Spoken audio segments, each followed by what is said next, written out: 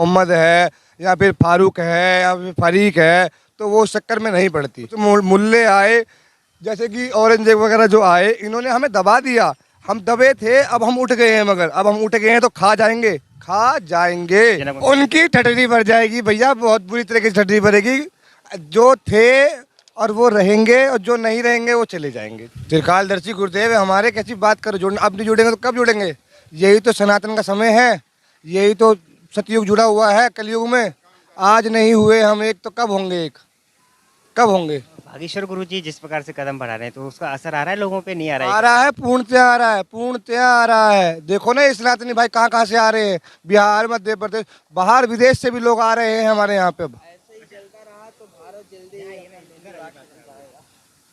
जी, क्या कहना चाहते हैं? यही कह रहे हैं, जिस तरह से बाबा सनातनियों को जगाने का कार्य कर रहे हैं, अगर इसी तरह चलता रहा तो भारत जल्दी ही अखंड हिंदू राष्ट्र बनकर रहेगा। और बाबा जी सभी सनातनियों को जगा के हिंदू एकता का काम कर रहे हैं। जब अपना जो भारत है हिंदू राष्ट्र हो जाएगा, अखंड भारत बन जाएगा, क्या क्या परिवर्तन देखने को मिलेगा? परिवर्तन ये होगा, यहाँ यूनिफॉर्म सिविल कोड होगा, किसी पे गौहत्या, गोकशी ये सब बंद रहेगा। एक समान नागरिकता कानून पूरे भारत में लागू रहेगा। हर धर्म, मजहब, संप्रदाय, हिंसा बंद रहेगी। और हम लोग अपने प्राचीन सभ्यता के हिसाब से विश्व गुरु बनने की कदम, विश्व गुरु बन के और दुनिया का मार्गदर्शन करेंगे हम लोग। जब से बागेश्वर गुरु जी ने अखंड भारत हिंदू राष्ट्र की बात करी है, कुछ मिशनरियाँ उनके पीछे पड़ गई हैं और आप देखते भी हैं आए दिन कुछ न कुछ आपत्तिजनक। उनकी ठटरी भर जाएगी भैया, बहुत बुरी तरीके से ठटरी भरेगी। जो थे और वो रहेंगे, और जो नहीं रहेंगे वो चले जाएंगे। जय सिया राम, जय बागेश्वर धाम।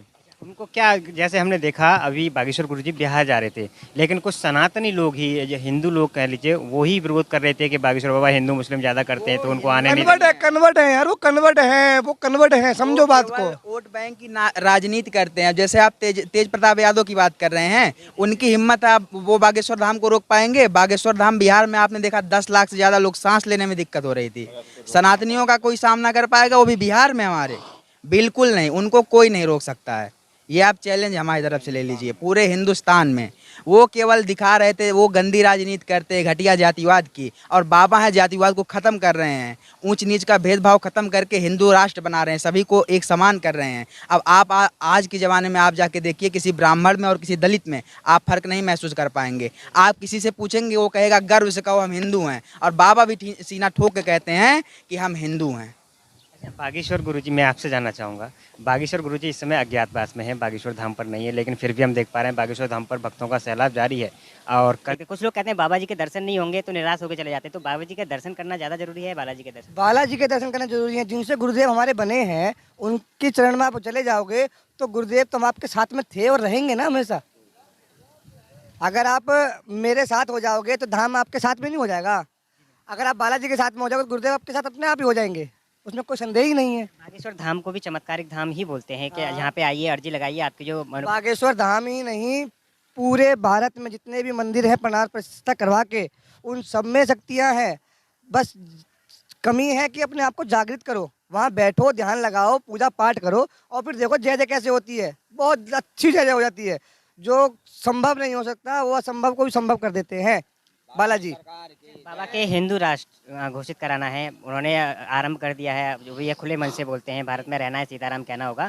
हम और आप कैसे सहयोग कर सकते हैं? हम आप सहयोग कर सकते हैं मीडिया के द्वारा, अपनी मांग रख सकते हैं सरकार से कि भैया अब नहीं तो कब करोगे, हिंदू राष्ट्र बना लो इसको।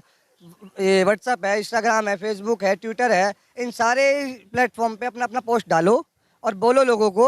सरकार का बोलो, लोगों को नहीं, सरकार का बोलो, अपने साथ के लोगों को बोलो कि हिंदू राष्ट्र बनना चाहिए, बनना चाहिए। जिस दिन हमारी 70% वोटिंग हिंदू राष्ट्र के प्रति हो जाएगी, उसी दिन ये हिंदू राष्ट्र घोषित हो जाएगा। तत्पश्चात यह देश संतों के द्वारा चलाया जाएगा। फिर हमें इतनी पढ़ाई करने की जरूरत नहीं पड़ेगी, हम जो बोल देंगे वो होगा। हम विश्वगुरु थे, हैं और रहेंगे। हालांकि दबा दिया गया, कुछ अंग्रेज आए, कुछ मुल्ले आए, जैसे कि औरंगजेब वगैरह जो आए, इन्होंने हमें दबा दिया, हम दबे थे, अब हम उठ गए हैं, मगर अब हम उठ गए हैं तो खा जाएंगे, खा जाएंगे।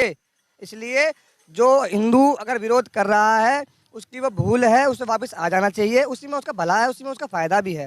जो मुल्ला मौलवी जो आए दिन चैलेंज देते रहते हैं, उनसे नहीं, देखो मुल्ला मौलवी ये सब हमारे भारत देश में थे ही नहीं, और जो हैं वो कन्वर्ट हो चुके हैं। सबसे महत्वपूर्ण बात तो ये है, कन्वर्ट हो चुके हैं, और जो कन्वर्ट हो चुके हैं वो वापस आ सकते हैं, उसमें क्या दिक्कत है? उसमें दिक्कत कहाँ आ रही है, वो वापस आ सकते हैं। आज की डेट में हम देख रहे हैं कि भारत बागेश्वर धाम से युवा पीढ़ी कुछ ज़्यादा आकर्षित हो रही है, बहुत ज़्यादा जुड़ रही है जहाँ भी। क्योंकि हमारे माँ बाप दादा ये सब हमें ज्ञान नहीं दे पाए, अब गुरुदेव हमें ज्ञान दे रहे हैं, हम अपने बच्चों को अपना ज्ञान दे के जाएंगे। हुआ क्या कि भाई जब बंटवारा हो रहा था उस समय पे सब तितर बितर हो गया था, किताबें ग्रंथ पुस्तकें हमारी तितर बितर, हमारे माँ बाप दे ही नहीं पाए उस चीज़ को, मगर हमारा फर्ज है हम अपने बच्चों को दे के जाएँ, हमारा फर्ज है ये, हम अपने बच्चों को दे के जाएँ। ये ज्ञान क्या है, ओमकार क्या है, बालाजी सरकार क्या है, भागवत गीता क्या है, ये गरुड़ पुराण क्या है। गरुड़ पुराण में शुरू से बता देते हैं आदमी कैसे पैदा होगा कैसे मर जाएगा। अगर वो उसको पढ़ लेगा तो उसे चिंता करने की जरूरत ही नहीं है, किसी प्रकार की हाय हाय की जरूरत ही नहीं है। धन कमाना बहुत आसान है, परेशान होने की जरूरत नहीं है हमारे हिंदू भाइयों को, इतना आसान धन कमाना है। बाहर से लोग आएंगे वापस हमारे यहाँ मजदूरी करेंगे, और जैसे पहले होता आया था, हम कपड़े के बहुत बड़े व्यापारी थे, ईंट के बहुत बड़े व्यापारी थे, हमारे पास सब कुछ संपन्न है, हम दोबारा शुरू कर रहे हैं धीरे धीरे, और वापस वो चीज़ें हो जाएंगी। बेचिंत रहे हिंदू, बेचिंत रहे हिंदू, सनातन भाई सारे बेचिंत रहे, खासतौर पे मुल्ला भाई हमारे मुसलमान भाई जितने भी हैं ये भी संतुष्ट रहे, क्योंकि ये अपने साथ के हैं, ये अलग से नहीं थे, ये तो दो धमका के डरा के इन लोगों को कन्वर्ट करवाना पड़ा, और मजबूरी थी भाई, मरता क्या नहीं करता। अब तो वापस आ जाएंगे ना। वो बिल्कुल आ जाएंगे, मुस्लिम भाई सारे अपने साथ हैं और रहेंगे।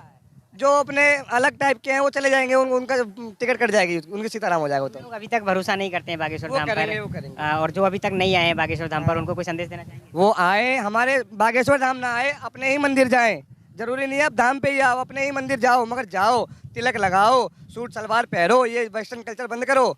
जो बहनों के लिए तो विशेषतर ये वेस्टर्न कल्चर को बंद कर दो, पूर्णतया बंद कर दो, मजा आ जाएगा। एक सवाल और रहेगा जल्दी आपसे, पूछो। कुछ लड़कियां जिहादियों के चक्कर में फंस जाती हैं, जैसा कि अभी दिल्ली में केस देखा गया, तो इस प्रकार की घटनाओं पे कैसे? देखो वो बहन फंस गई, समीर राहिल साहिल के चक्कर में फंस गई। अगर उसको बताया जाता कि मेरा नाम ये है, मोहम्मद है, या फिर फारूक है, या फिर फरीक है, तो वो उस चक्कर में नहीं पड़ती।